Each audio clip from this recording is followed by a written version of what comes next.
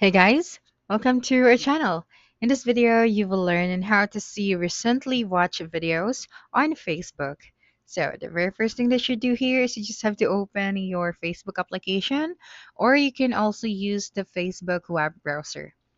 After that, you just have to log into your account. And once you've logged in, you just have to click on your profile at the top right of your screen.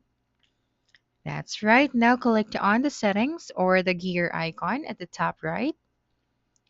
Okay, and then here we have to find the activity log. So you just have to scroll down all the way to the bottom, and you have here now the activity log under the Your Activity section. So click on this one, and here just have to swipe to your right, and then look for the video search and video watch. So for example, you are going to click on the videos watch.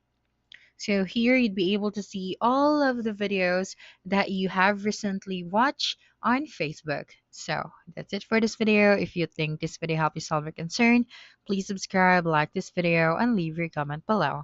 Bye.